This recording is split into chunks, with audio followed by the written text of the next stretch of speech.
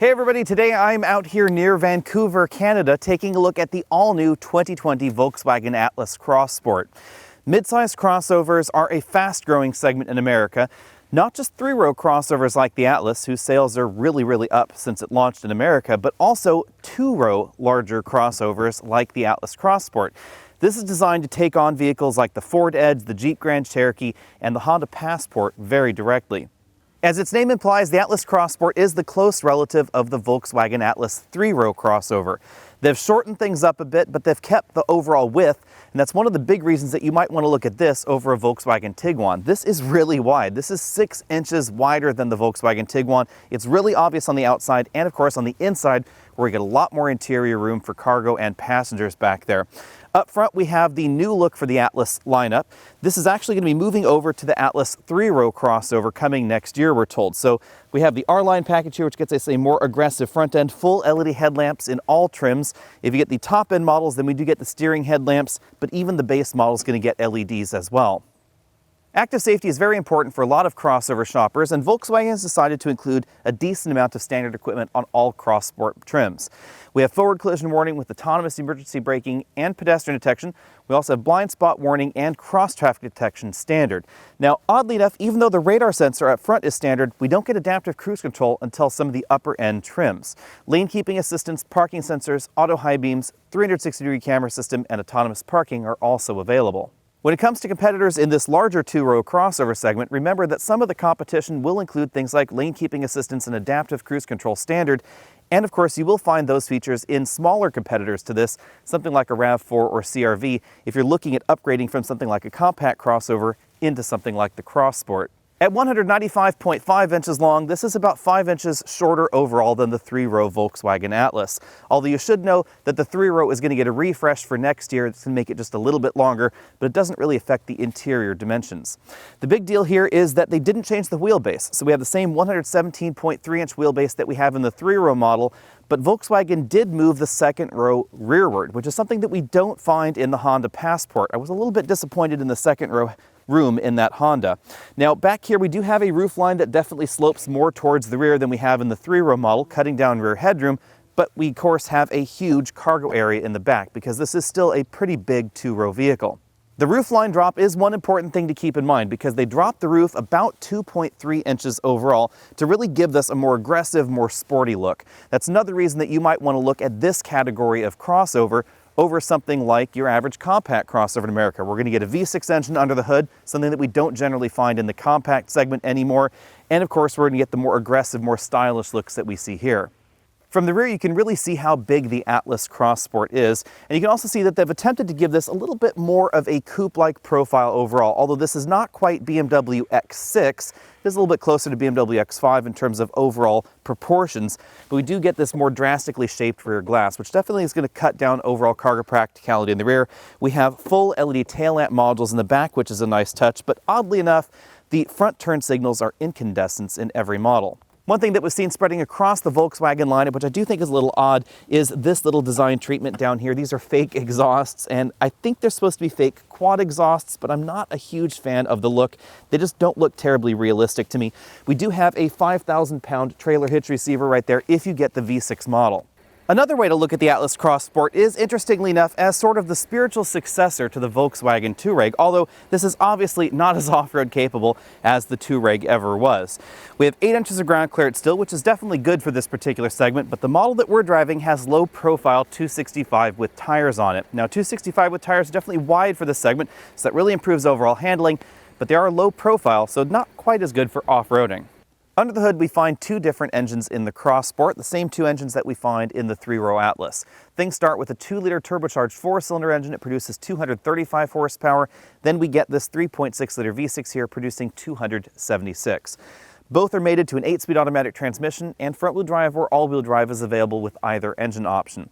One thing worth noting under this hood is that we don't have a base 4-cylinder naturally aspirated engine like we do find in some of the competition, like the Chevy, the Hyundai, and of course the Subaru Outback as well.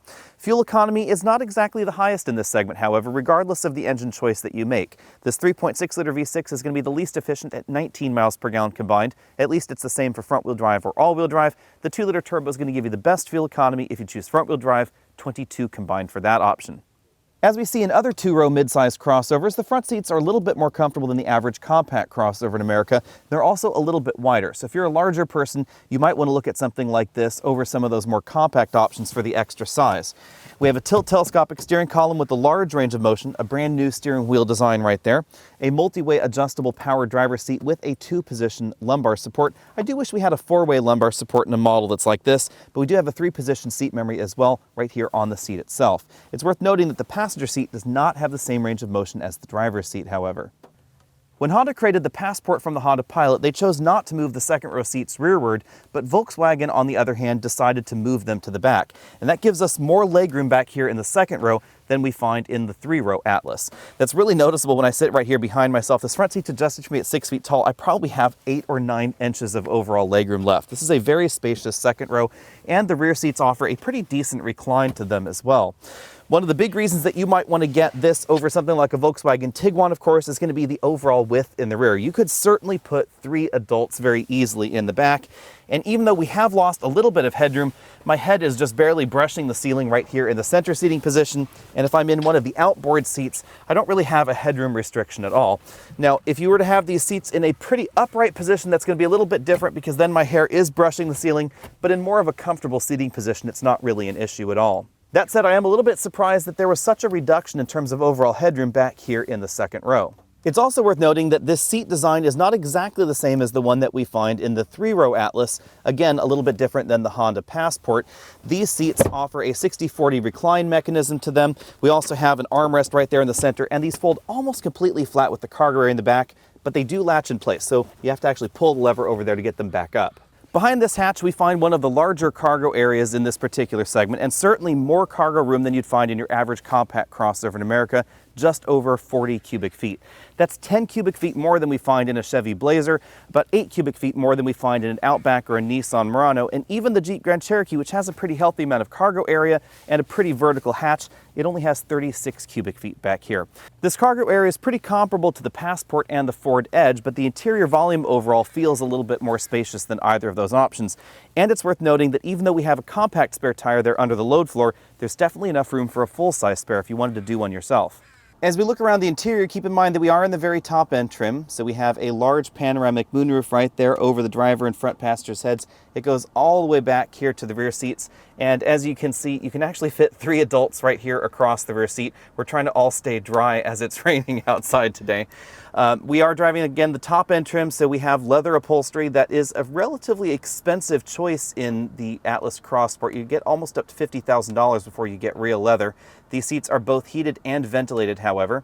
The overall design is almost exactly the same as the 3-row Atlas. There really aren't too many changes in here, and the changes that we do see in this interior are going to be incorporated into the 3-row Atlas for 2021. The dashboard is made from a soft touch injection molded material. We also have some after stitching right up there on top, but we do find hard plastics lower in the dashboard that we don't find in all of the competition.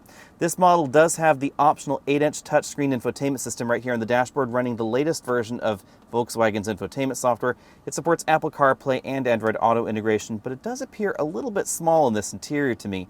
Perhaps that's just because the Cross Sport is so wide. You can really see, if we zoom out from here, how wide and big and imposing feeling the interior here is. I kind of wish we had seen maybe a 10 or a 12-inch screen right there in the dashboard, but it is again running their latest software. Below that, we have the controls for the 2-zone automatic climate control system, heated and ventilated seats, and you can actually heat and ventilate at the same time, something that we've seen in German vehicles for a while. Continuing down the center console, we have a Qi wireless charging mat, USB input for the infotainment system, pretty traditional console shifter, 2 cup holders right there, the drive mode selector knob. We have an off-road mode included there as well, the button for the 360-degree camera system and parking sensors, autonomous parking, and then if we open up this storage compartment, you can see that we have a surprisingly wide storage area, but oddly enough, it doesn't feel quite as deep as I had expected. The lid is overall about the same size as a center console in a half-ton truck, but the storage area is definitely a bit smaller. Moving over to the driver's side, we see perhaps the biggest change in this interior, and that is this all-new steering wheel design. We've had the same steering wheel in a lot of Volkswagens for a while, but this is a very attractive look. It still has a flat bottom, something that I really like in Volkswagen steering designs. The controls for the radar adaptive cruise control system are very easy to follow right there on the steering wheel. They're on the left side, and then on the right side we have some of the additional controls for the vehicle's infotainment system, and of course that large multifunction LCD instrument cluster. As we see in the 3-row Atlas, that screen can be used for navigation. It's not quite as snazzy as the large LCDs that we see in modern Audi products, but a really nice touch is that you can have that map up at the same time that you are mapping with Apple CarPlay or Android Auto. So you can have both of those up now if you want. And in some cars out there, the mapping display is disabled in the instrument cluster for some reason when smartphone integration is turned on. So out here on the road, I am joined by Sofian from Redline Reviews. So everybody say hi to him over there. We've been spending most of our time today in the V6 version of the Atlas Cross Sport, which honestly feels like an Atlas. Yeah. I mean, the car's so wide, you kind of forget that you're driving the shorter version of it. We have, we have the same amount of power under the hood. Depending on exactly which trim you're looking at and how you're comparing it, this has lost either about 120 pounds or possibly up to 150 pounds. So basically the same overall curb weight. The wheelbase is the same. The weight distribution is probably about the same. Maybe it's a little bit shifted to the front since we don't have quite as long of a rear end back there. Right. But the big difference is the tire size. We do have 265 with tires on here, which are really quite wide actually for this segment. For this segment, yeah, absolutely. I don't think anything, actually maybe the Edge offers something close to that if you go for the ST. Yeah, the Edge ST has wide tires and the Grand Cherokee has wide tires, but the Grand Cherokee's what, 5,000 pounds? Yeah. So I mean, Grand Cherokee needs the wide tires. And of course you can get the really wide tires in the Grand Cherokee SRT. But of course the interesting thing in this segment is that we do have some sport entries, and Volkswagen, even with this R-Line trim, is not trying to make this overtly a sporty model. There's no extra power under the hood, so this is not really a competitor to the V8 Grand Cherokee or the twin turbo Edge, or I mean, I guess logically even really the turbocharged Subaru Outback. Yeah, I mean the Outback really comes to mind for me because it's such an amazing value. I mean it's also a very different car. I mean like just the way this car tries to look different with its like swoopy back end. The Outback's a station wagon that's lifted and it sells really well. I mean Subaru does almost 200,000 every year, so I mean Volkswagen I'm sure would love to take a chunk of that pie with this car. It's funny that you mentioned the Outback, because the Outback definitely feels a lot narrower out on the road. This definitely feels wide. You can really tell that in the back seat where we have a lot of width back there. And the Outback feels lighter. How much lighter is it really? I want to say it's like 500 pounds lighter. I mean, the Outback to me, when you drive it, feels like a car. It feels very much like a car. Like obviously these crossovers, they feel car-like, but when you drive an actual station wagon, you're like, this is why I love wagons. This is why the Outback sells so well, because you get the higher seating position, the ground clearance, but you get, that car-like feeling, which is important for some people. Now, I think this car feels very American. Like, do you agree with that, with the way it drives? I'm a little torn. I don't know if I would, it doesn't feel classically American, doesn't feel overly soft or overly large, but it definitely feels big out on the road. Which is feels wide. What's not what Volkswagens typically have felt in the past. They've always felt small, nimble. They've always had like very sporty cars, and this car is far from sporty. You can tell it was designed. It doesn't feel boaty, so we don't get an excessive body roll or tip and dive, and the suspension is a little firmer than I had thought it would be. It's definitely not as soft as something like a Subaru Outback or the Grand Cherokee. Right. But it's not Volkswagen Tiguan, not European Tiguan for sure. Right. How does this compare to the Passport? I am a little torn on the Passport. I'm not a big fan of the Passport suspension tuning. It feels too firm for what Honda is saying is an overtly off-road capable thing. You were with me at the Passport launch, and we spent a number of grueling hours out on very rough trails. Which it actually did pretty well, considering it had 20s. It performed flawlessly, but the suspension was so firm that by about the first 20 minutes, I was ready to be done and move on to something else. She was bumpy on those rough terrains. Now, in terms of overall stopping distances, I wouldn't be surprised if this was shorter than the regular Atlas because of the wider tires. So, last time we had the Atlas, it was a pretty segment average, about 120 feet or so stopping distance from 60 miles an hour. So I wouldn't be surprised if this is a little bit shorter. Now, in an interesting twist, we don't really know what the actual stock tires are going to be like because they've put winter tires on this model. Which is good because we're driving up to Whistler and it's going to be snowing up there. We've been literally filming in the rain for the past 3 hours. Right, and we filmed in the rain because theoretically snow is an hour down the road here, and we thought that might be easier than the slush. But so unfortunately, we don't know really how quiet it's going to be either, because these tires are going to have a different sound profile out on the road too. The interior does feel pretty quiet though. It definitely has a quiet premium feel to it. Yeah.